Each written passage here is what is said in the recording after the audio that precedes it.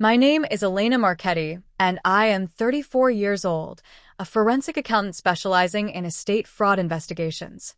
My hands shook as I sat on the cold courthouse steps.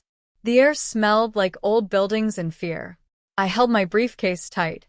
Inside were papers that would destroy my brother's life. 23 years. That's how long it had been since I was last here. Heavy doors opened behind me. I knew that smell. Expensive cologne. The same kind Marcus always wore. Elena. I didn't turn around. His voice sounded different. Scared. Hello, Marcus. I stood up slowly and faced him.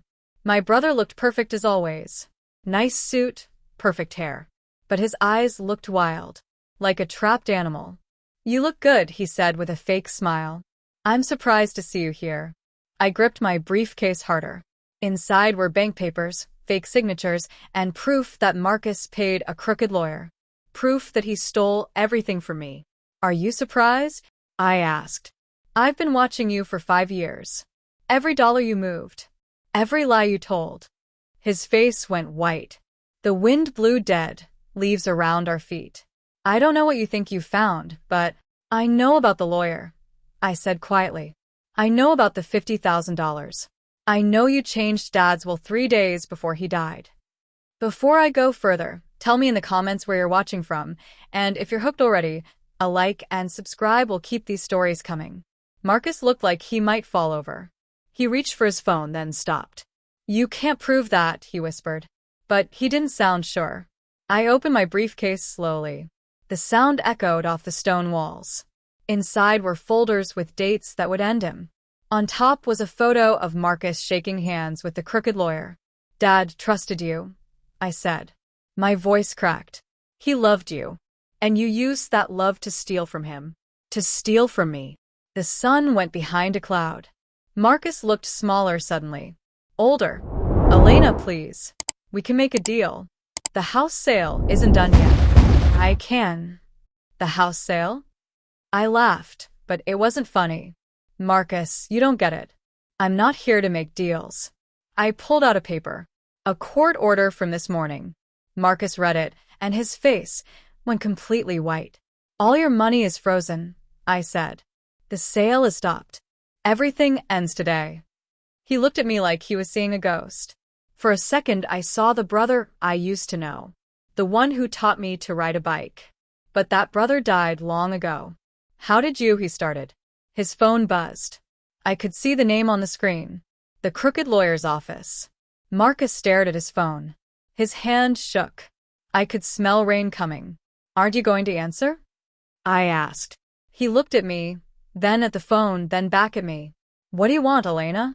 I stepped closer to him. I want justice, I said. And I want you to know that Dad would hate what you became. The phone stopped ringing. Thunder rumbled in the distance. Rain started to fall. Marcus looked at his phone, then back at me. Something changed in his face. The fear was still there, but something else too. Something that scared me. You have no idea what you just started, he said quietly. The courthouse doors slammed open behind him. 3 men in dark suits came out. They weren't lawyers. They moved like hunters. Marcus smiled. It was the coldest smile I'd ever seen. Did you think I'd come here alone, little sister? The 3 men spread out across the courthouse steps like they owned the place. Rain started falling harder, making dark spots on their expensive suits. They didn't seem to care. Elena Marchetti, the tallest one, spoke. His voice was flat, like he was reading from a script. I took a step back. Who's asking? Marcus put his phone away and straightened his tie. The scared look was gone from his face. Now he looked like the brother who used to pull wings off flies when we were kids. These gentlemen work for some business partners of mine, Marcus said. People who have a lot of money tied up in today's sale. My heart pounded. What kind of business partners? The tall man reached into his jacket. I thought he was going for a gun, but he pulled out a thick envelope instead. The kind who don't like surprises, he said. Your court order is causing problems. I clutched my briefcase tighter. That's not my problem. Actually, it is. Marcus stepped closer. Rain dripped from his perfect hair. You see, Elena, when I needed money to buy that lawyer 23 years ago, I had to borrow it. From people who charge very high interest. The pieces clicked together in my head. You borrowed from criminals. Smart girl. The tall man smiled, but his eyes stayed cold. Your brother owes us $2 million. Plus interest. That house sale was supposed to pay us back. Thunder crashed overhead. The rain was coming down hard now, soaking through my jacket. Other people ran for cover, but we stood there like we were frozen. I don't care about your debt, I said. Marcus stole from me, from our family, and now you're stealing from us. The second man spoke for the first time. He had scars on his knuckles. We don't like thieves. Marcus laughed. Ironic, isn't it? You came here to get justice, but you're about to become the criminal. I looked around. The courthouse steps were empty now except for us. Everyone else had run inside to get out of the rain. No one could see what was happening. What do you want? I asked. The tall man opened the envelope. Inside were legal papers. Sign these. They withdraw your court order and transfer your claim on the estate to your brother. No. Elena. Marcus's voice got soft, like when we were kids, and he wanted something. These aren't the kind of people you say no to. I thought about my father, about how he worked 16-hour days to build his business, how he saved every penny to leave something for his children, how Marcus threw it all away for greed. I said no. The scarred man took a step toward me. Maybe you didn't hear. She heard just fine. We all turned. A woman in a police uniform was walking up the steps. She was young, maybe 25, with short black hair and sharp eyes. Officer Rodriguez, she said, showing her badge. Is there a problem here? The three men looked at each other. The tall one put the envelope back in his jacket. No problem, Marcus said quickly. Just family business. Officer Rodriguez looked at me. Ma'am, you okay? I wanted to scream for help, to tell her everything. But something in Marcus's eyes stopped me. A promise of what would happen later if I talked. I'm fine. I lied. She didn't look convinced. You sure? You look upset. Just the rain, I said. Officer Rodriguez stared at the three men for a long moment. Well, you gentlemen might want to move along. Loitering on courthouse property is against city ordinance. The tall man nodded. Of course. We were just leaving. They walked away, but not far. I could see them standing under a tree across the street, watching. You sure you're okay?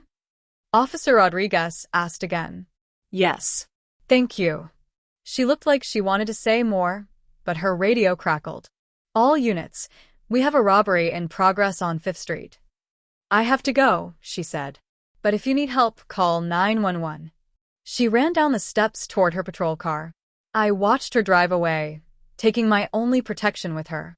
Marcus moved closer. That was smart, not talking to her. These people don't just hurt you, Elena. They hurt everyone you care about. I don't have anyone left to care about, I said. You made sure of that. What about your friend Sarah? The one who helped you with your research?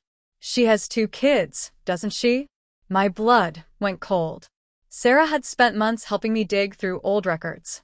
She was the only person who knew what I was doing. You leave her alone. That's up to you. Marcus pulled out his phone and showed me a photo. Sarah's house. Her car in the driveway. Sign the papers, Elena. Walk away. Pretend this never happened. The rain was coming down so hard now I could barely see across the street. But I could still make out the 3 men waiting under the tree. You're not the brother I grew up with, I said. No, Marcus agreed. That brother was weak. He cared too much about what other people thought. This brother survives. I looked at my briefcase. All those months of work. All that evidence. All for nothing. I need time to think. You have until tomorrow morning, Marcus said. Meet me at the old house at 9 a.m. Bring the papers. Sign them. Or Sarah and her kids pay the price. He started to walk away, then stopped. Oh, and Elena? Don't even think about running. These people have friends everywhere. Police, judges, lawyers. There's nowhere you can hide. He walked down the steps and got into a black car. The 3 men got in with him. They drove away, leaving me alone in the rain.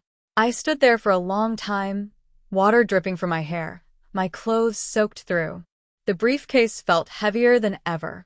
My phone buzzed. A text message from an unknown number. "We know where you live. We know where you work. We know where Sarah lives. Don't make this harder than it has to be." I looked up at the courthouse. Through the windows, I could see lawyers and judges going about their business. People who were supposed to protect justice. People who were supposed to help. But Marcus was right. Some of them were probably on his payroll too. I started walking to my car, my shoes splashing through puddles. The rain was so loud I almost didn't hear the footsteps behind me. Almost. I turned around, but the street was empty. Just shadows and rain, and the feeling that someone was watching. I got in my car and locked the doors. My hands shook as I started the engine. In the rearview mirror, I saw a figure step out from behind a building. It wasn't one of the three men from before. It was someone else entirely. I drove through the rain, with my heart pounding. Every car behind me looked suspicious. Every shadow could be hiding someone. I kept checking my mirrors until I made myself dizzy. The figure from the courthouse was gone, but I couldn't shake the feeling that I was being followed. I pulled into a gas station and sat in my car trying to think. My phone rang. Sarah's name on the screen. "Elena? Are you okay? You sound weird in your voicemail." I hadn't left a voicemail. "Sarah, listen to me carefully. Take your kids and go stay with your sister tonight." "What? Why?" "I can't explain right now. Just trust me. Pack a bag and leave. Don't tell anyone where you're going." "Elena, you're scaring me." "Good. Be scared. And be careful." I hung up before she could ask more questions.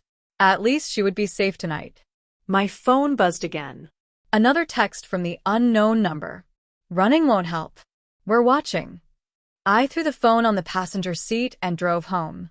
My apartment building looked normal, but I parked across the street anyway. I sat there for 20 minutes, watching. No black cars. No men in suits. Finally, I went inside. My apartment was small but clean. I'd lived here for 3 years, ever since I moved back to town to start investigating Marcus. It never felt like home. Just a place to sleep while I planned my revenge. I made coffee and spread all my evidence across the kitchen table. Bank records, photos, witness statements. 5 years of work. Proof that Marcus was a thief and a liar. But what good was proof if I was too scared to use it? I picked up the photo of Marcus and the crooked lawyer. They were shaking hands outside a restaurant, both smiling. Like they were celebrating. Celebrating stealing my inheritance. My phone rang. Unknown number. "Hello. Elena Marchetti?" The voice was different. Older. Not one of the men from the courthouse. "Who is this?" "Someone who knew your father. We need to talk." "I'm not talking to anyone tonight. Your father didn't die of a heart attack." The words hit me like a punch to the stomach. "What did you say?" "Meet me at Rosie's Diner on Oak Street in 1 hour. Come alone. And bring your evidence." "How do you know about?" The line went dead.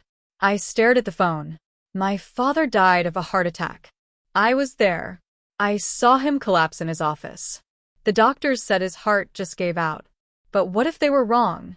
What if Marcus didn't just steal my inheritance? What if he killed for it? I looked at the clock. 9:30 p.m. Rosie's Diner was a 24-hour place downtown. Lots of people around.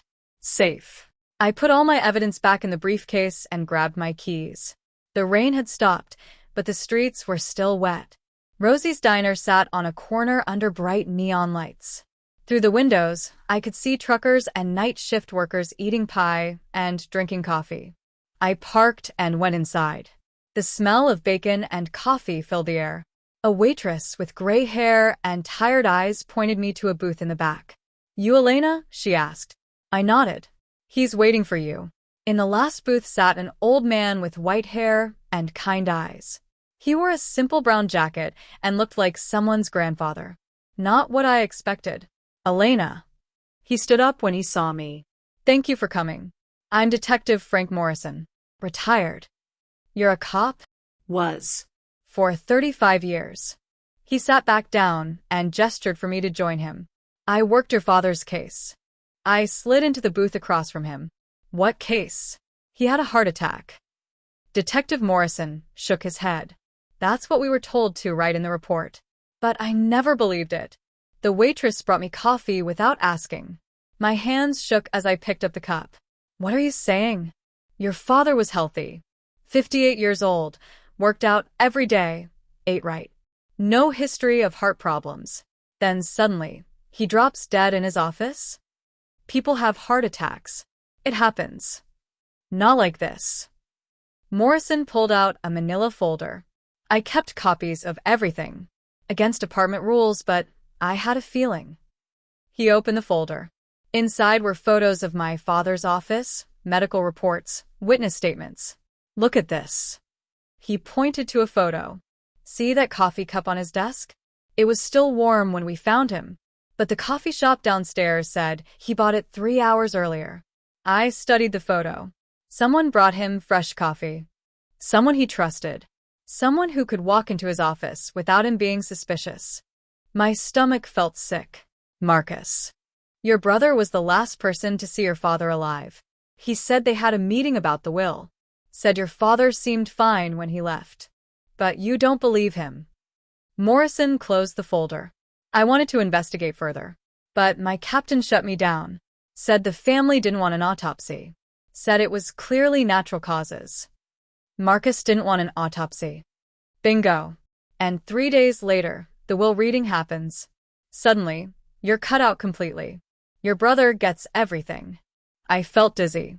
All these years, I thought Marcus was just greedy. I never imagined he was a killer. Why didn't you do something?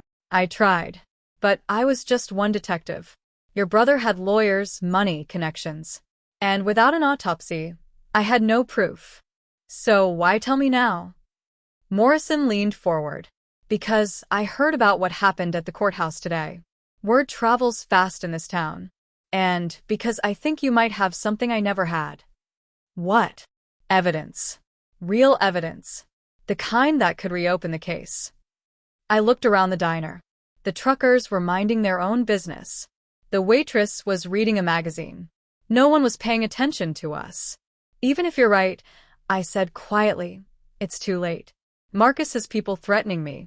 Dangerous people. If I don't sign papers tomorrow giving up my claim, they'll hurt my friend. Morrison nodded. I know about Marcus's debt. About his business partners. You know, Elena, I've been watching your brother for 23 years, waiting for him to make a mistake. And now he has. What do you mean? Morrison smiled for the first time. Those men who threatened you today? They're not just criminals. They're federal criminals. The FBI has been building a case against them for 2 years. My heart started beating faster. Are you saying? I'm saying I made some phone calls after I heard about today. The FBI is very interested in your evidence. And in your brother's connection to these men. But what about Sarah? What about the threats? Leave that to me. Morrison pulled out his phone and made a call. Agent Williams? It's Morrison. We need to move tonight. He hung up and looked at me. By tomorrow morning, those men will be in federal custody. Your friend will be safe. I couldn't believe what I was hearing. You're serious? Dead serious. But I need your evidence. All of it. Can you trust me? I thought about my father. About how he used to read me bedtime stories and teach me about right and wrong. About how Marcus had taken all of that away. What happens to Marcus? If we can prove he killed your father, he goes to prison for murder. If we can only prove the fraud, he still goes to prison. Either way, justice gets served. I opened my briefcase and pushed it across the table. Everything's in there. Morrison looked through the files, nodding. This is good. Really good. The FBI will love this. What do I do now? Go home. Get some sleep. Tomorrow morning, instead of meeting Marcus at the house, you'll be meeting with federal agents. They'll arrest him when he shows up. I felt lighter than I had in years. Like a weight was lifting off my shoulders. Detective Morrison? Thank you. Don't thank me yet. Thank me when your brother is behind bars. I left the diner and drove home through empty streets. For the first time in 5 years, I wasn't looking over my shoulder. I wasn't afraid. But when I got to my apartment building, I saw something that made my blood freeze. My apartment window was broken. Glass scattered on the sidewalk below.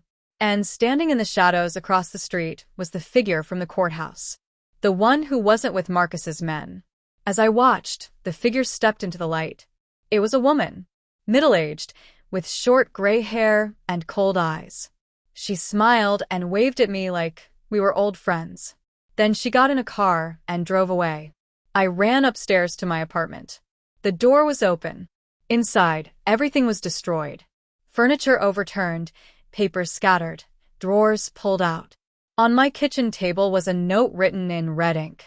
Some secrets should stay buried. Stop digging or join your father. I called Detective Morrison, but his phone went straight to voicemail. I called the FBI number he'd given me. No answer.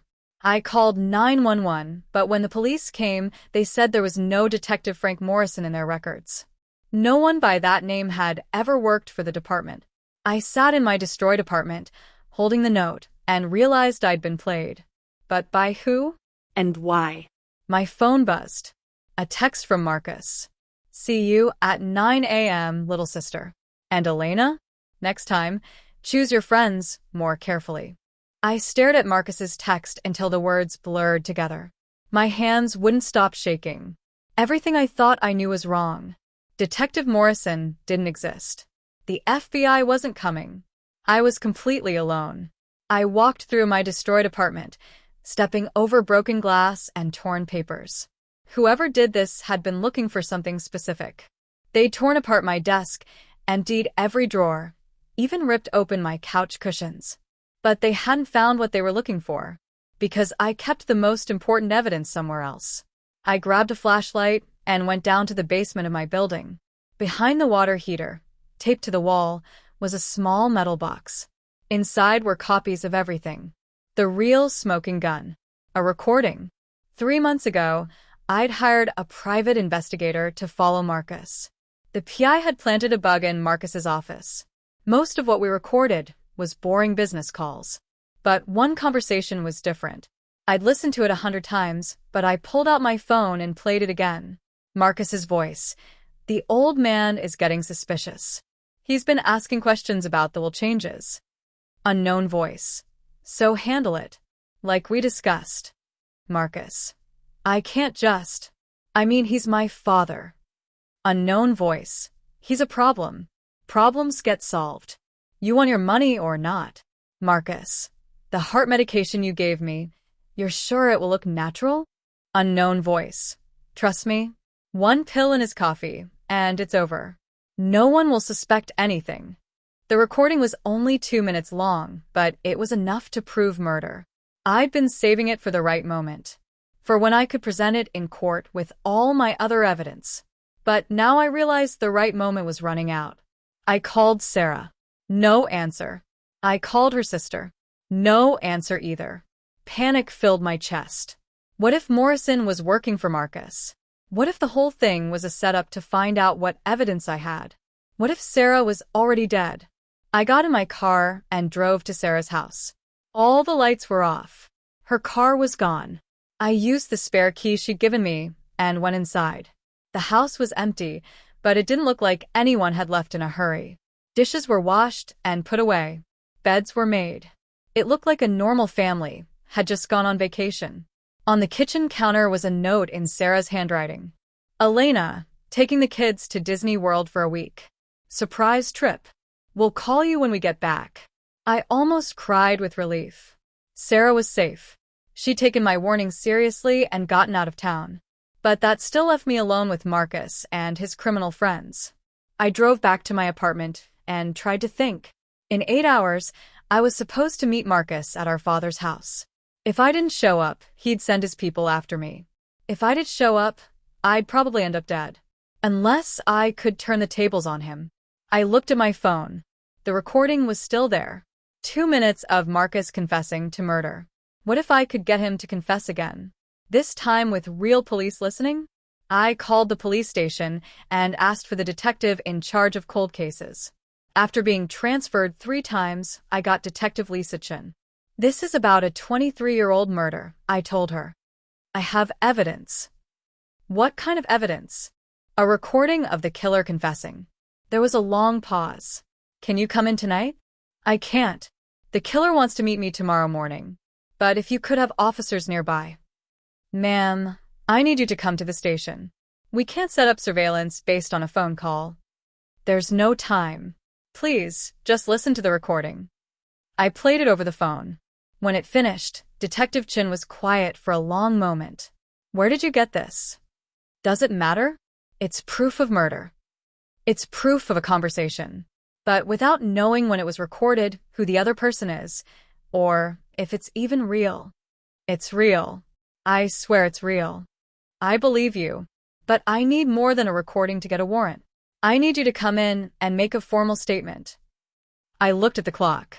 2 a.m. In 7 hours, I had to face Marcus. What if I could get him to confess again? In person? With you listening? That would be different. But it would be dangerous. We need to wire you up, have backup nearby. Yes. Let's do that. Come to the station now. We'll set it up. I grabbed my keys and headed for the door. For the first time all night, I felt hope. But as I walked to my car, I saw something that made me freeze. The woman from earlier was back, standing under a streetlight across from my building. She wasn't hiding anymore. She walked toward me slowly, her hands visible, like she didn't want to seem threatening. Elena Marchetti, she called out. Stay away from me. My name is Dr. Patricia Whitmore. I think you know my father. Whitmore. The crooked lawyer who helped Marcus steal my inheritance. Your father is dead, I said. No, he's not. He's in witness protection. Has been for 20 years. The world seemed to tilt sideways. What? My father never took money from your brother. He was working undercover for the FBI. The whole thing was a setup to catch Marcus. That's impossible. Dr. Whitmore pulled out a badge. FBI. I've been trying to contact you for months, but you kept moving, changing your phone number. Tonight was the first time I could find you. You broke into my apartment. That wasn't me. That was Marcus's people. They're looking for the same thing we are. Which is evidence that Marcus killed your father. We know he did it, but we need proof. I stared at her. How do I know you're telling the truth? Because 23 years ago, your father came to the FBI. He suspected Marcus was stealing from his business. He agreed to help us build a case. My father was working with the FBI. He was going to testify against Marcus. But he died before he could. Marcus killed him to stop him from talking. We think so. But we could never prove it. I pulled out my phone. What if I told you I have a recording of Marcus confessing? Dr. Whitmore's eyes went wide. You have what? I played the recording. When it finished, she was smiling.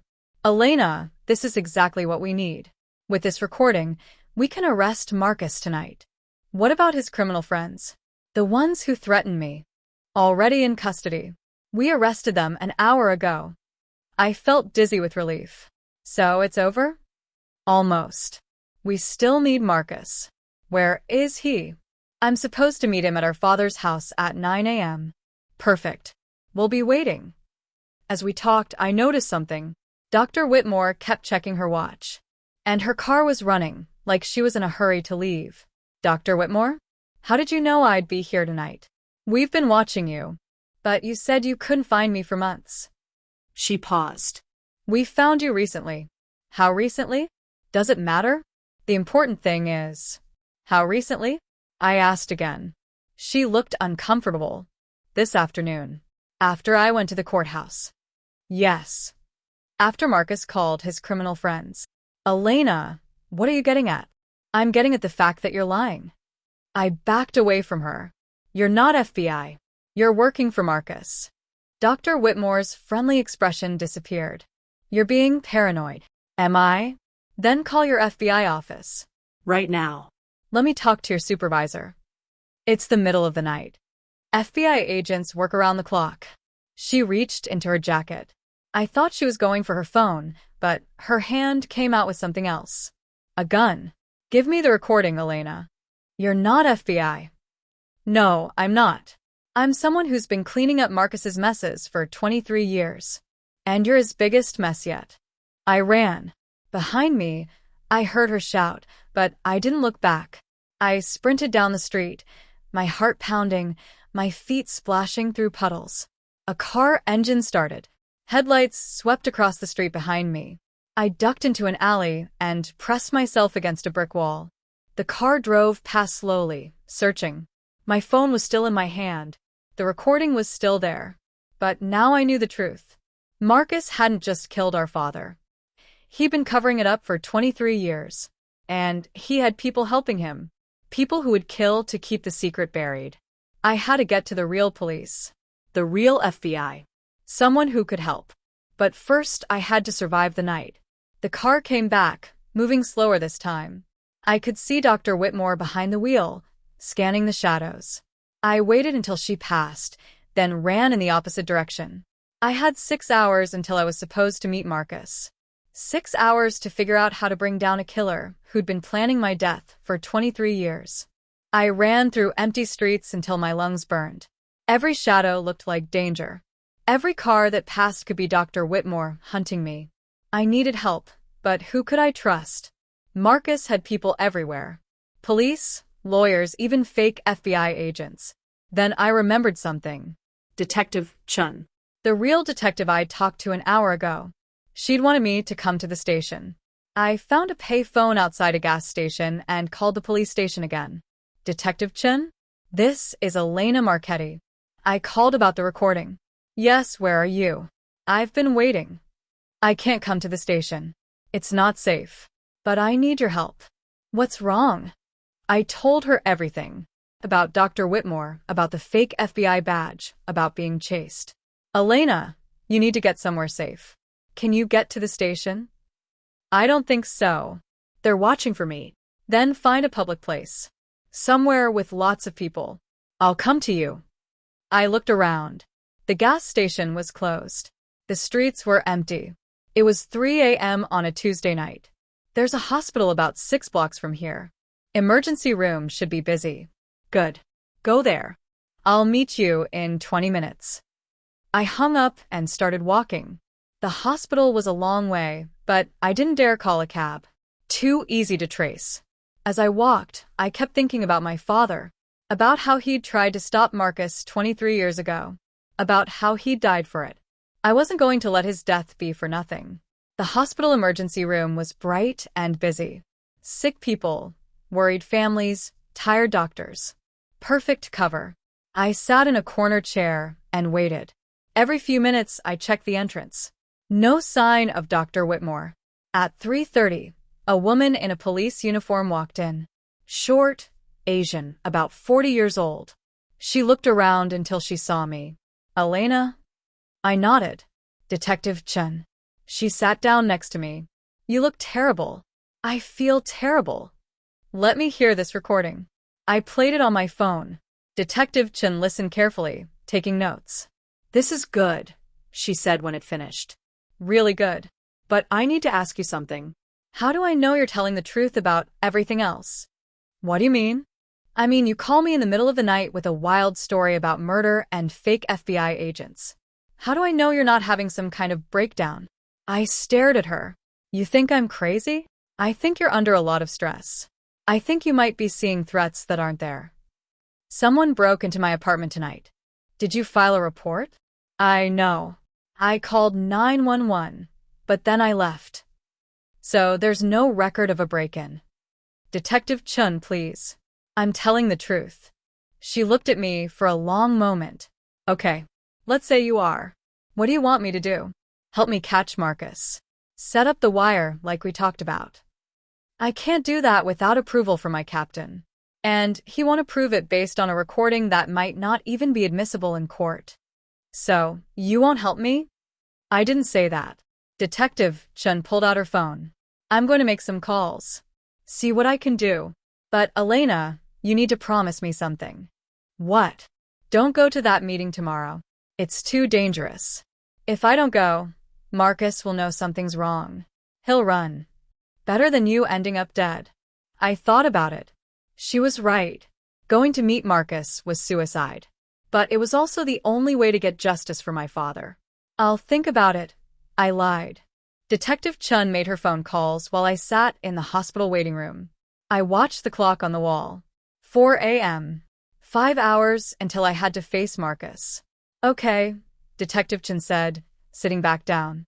I talked to my captain. He's willing to consider a wire operation, but only if we can verify your story first. How? We need to check out this Dr. Whitmore. See if she's really who she claims to be. She's not FBI. I'm sure of it. Then it should be easy to prove. What did she look like? I described her. Detective Chun wrote it all down. I'll run this through our database.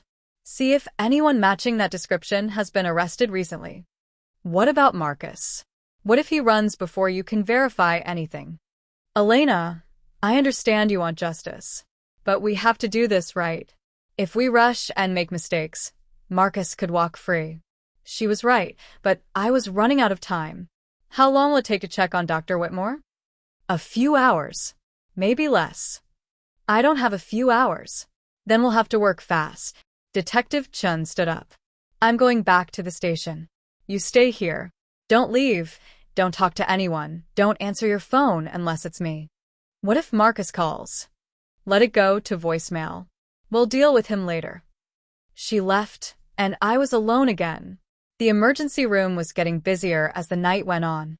Car accidents, heart attacks, overdoses. Real emergencies. My problems seemed small compared to theirs. But then I thought about my father again. About how he'd trusted Marcus. About how Marcus had poisoned his coffee and watched him die. That wasn't small. That was murder. My phone buzzed. Text message from Marcus. Looking forward to seeing you in a few hours, little sister. Don't be late. I stared at the message. He sounded confident, like he knew he was going to win. Maybe he was right. Maybe I was just fooling myself thinking I could beat him. But then another text came in. From a number I didn't recognize. Your father would be proud of you. Don't give up now. I looked around the emergency room. Who could have sent that? No one was paying attention to me. I texted back. Who is this? No answer. I waited another hour, but Detective Chun didn't call. My phone stayed silent except for 2 more texts from Marcus. 4 hours to go. 3 hours to go. He was counting down like it was New Year's Eve. At 6 a.m., I couldn't wait anymore. I left the hospital and caught a bus across town. I had to see the house where I was supposed to meet Marcus. Had to know what I was walking into. The bus dropped me off 6 blocks away. I walked the rest, staying in the shadows. Our father's house sat on a hill overlooking the city. It was a big Victorian mansion with a wraparound porch and tall windows. I'd grown up there, but it hadn't felt like home in 23 years. Marcus's car was already in the driveway. So was another car I didn't recognize. I crept closer, staying behind trees and bushes. Through the front window, I could see Marcus pacing in the living room. He was on the phone, talking to someone. I couldn't hear what he was saying, but he looked angry. Then I saw something that made my blood freeze.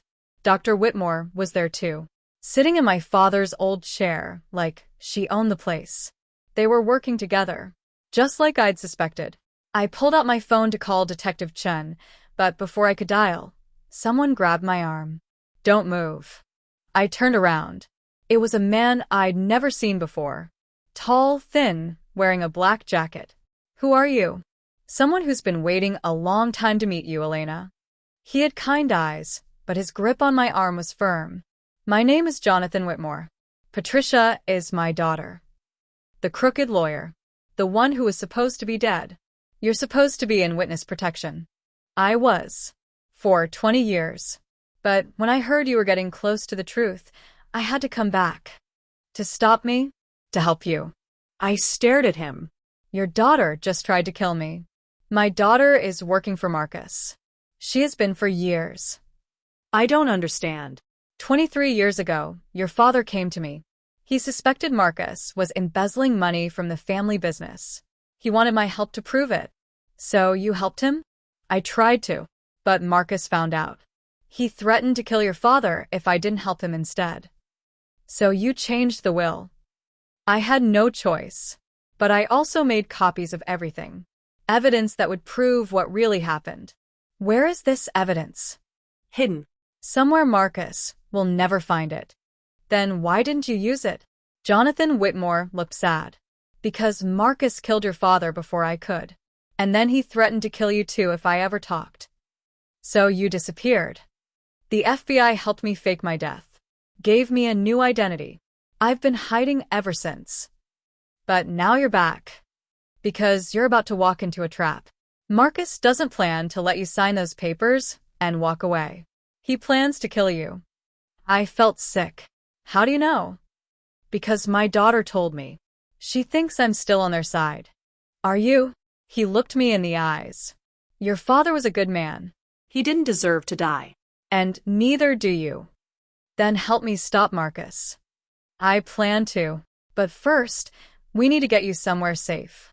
No. I'm tired of running. I'm tired of being scared. Elena, you don't understand. Marcus has been planning this for months. He has people positioned all around the house. If you go in there, you won't come out. Then we call the police. With what proof? A recording that could be fake? The word of a dead man? He was right. I still didn't have enough evidence to convict Marcus. What about your copies? The evidence you hid? It's not enough by itself. We need Marcus to confess. On the record. With witnesses. How do we do that? Jonathan Whitmore smiled. Leave that to me. But I need you to trust me. Why should I? Because I'm the only person left who knew your father. And I made him a promise before he died. What promise? That I would protect his daughter. Even if it cost me my life. I looked at the house on the hill. Marcus was still pacing in the living room. Still planning my death. What do you need me to do? Go to the meeting. But wear this. He handed me a small device. It's a wire. Everything will be recorded. What about backup? What if something goes wrong? I'll be there. And so will the real FBI. How do I know you're telling the truth? Because in about 30 seconds, Detective Chan is going to call you. She's been working with us all night. My phone rang. Detective Chen's name on the screen. Elena? Where are you? I've been looking everywhere. I'm at the house. Good. Stay there. We're on our way. We. The FBI. It turns out your story checks out. Dr. Whitmore is wanted for questioning in 3 other murders. All connected to your brother. I looked at Jonathan Whitmore. He nodded. Elena, Detective Chin continued, we're going to get Marcus. But we need you to go through with the meeting. Can you do that? I thought about my father. About 23 years of lies and cover-ups. Yes, I said. I can do that. Good. We'll be watching. If anything goes wrong, we'll move in. I hung up and looked at Jonathan Whitmore. Is this really going to work? It has to. It's the only chance we have. He helped me put on the wire, then walked me toward the house. Remember, he said, get him to talk about your father's death. Get him to admit what he did. What if he won't? He will. Marcus has been carrying this secret for 23 years. Part of him wants to confess. We reached the front door. Through the window, I could see Marcus checking his watch. 8:59 a.m. This is it, Jonathan Whitmore said. Are you ready? I thought about my father one last time. About the bedtime stories and the life lessons. About the man who tried to do the right thing and died for it. I'm ready. I knocked on the door. I opened the door and walked into my childhood home. Marcus stood in the living room, smiling like he'd already won. Elena, right on time. Dr. Whitmore sat in the corner, her hand resting on her purse. Probably where she kept her gun. Let's get this over with, I said. Marcus pulled out the papers. Just sign here, and we can all move on with our lives.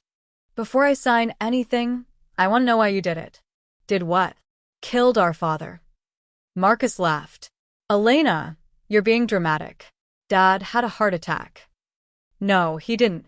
You poisoned him. The smile faded from Marcus's face. That's a serious accusation. It's the truth. I know about the heart medication. I know about the coffee. Dr. Whitmore stood up. Marcus, we should end this now. Sit down, Patricia. Marcus's voice was cold. Elena wants to hear a story. Let's tell her one. He walked to the window, looking out at the city below. You want to know why I did it? Because Dad was going to destroy everything. He found out about the money I'd borrowed. He was going to turn me in. So you killed him. I saved the family business.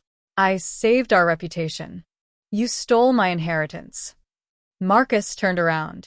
You were always Dad's favorite. The smart one. The good one. But I was the one who worked. I was the one who built this empire. By lying and stealing. By doing what was necessary. His voice got louder. Dad was weak. He would have let the business collapse rather than bend the rules. So, you put heart medication in his coffee and watched him die. It was quick. Painless. Better than he deserved. Dr. Whitmore pulled out her gun. Marcus, stop talking. Why? She's not leaving here alive anyway. The front door burst open. FBI agents poured in, guns drawn. FBI. Nobody move. Marcus spun around, shocked. What the hell? Marcus Marchetti, you're under arrest for the murder of Vincent Marchetti. Dr. Whitmore raised her gun, but Detective Chun was faster. One shot, and Patricia Whitmore crumpled to the floor. Marcus looked at me with pure hatred. You set me up, just like you set up Dad. They put handcuffs on Marcus and read him his rights. As they led him away, he looked back at me one last time. This isn't over, Elena. Yes, it is. 6 months later, I stood in the same courthouse where this all began. But this time, I wasn't alone. Detective Chun was beside me, along with Jonathan Whitmore and a dozen FBI agents. The jury had deliberated for 3 hours. Has the jury reached a verdict? We have, Your Honor. On the charge of murder in the first degree, we find the defendant guilty. Marcus didn't react. He just stared straight ahead as the judge sentenced him to life in prison. Outside the courthouse, reporters asked me how it felt to finally get justice. It feels like my father can rest in peace, I said. The estate was mine now. The house, the business, everything Marcus had stolen. But the money didn't matter anymore. What mattered was that the truth had finally come out. I drove to the cemetery and stood at my father's grave. The headstone was simple. Vincent Marchetti. Beloved father. It's over, Dad. I whispered. Marcus can't hurt anyone else. The wind picked up, rustling the leaves on the trees. For a moment, I could almost hear my father's voice telling me he was proud. I left a single white rose on his grave and walked away. Justice had been served. The end.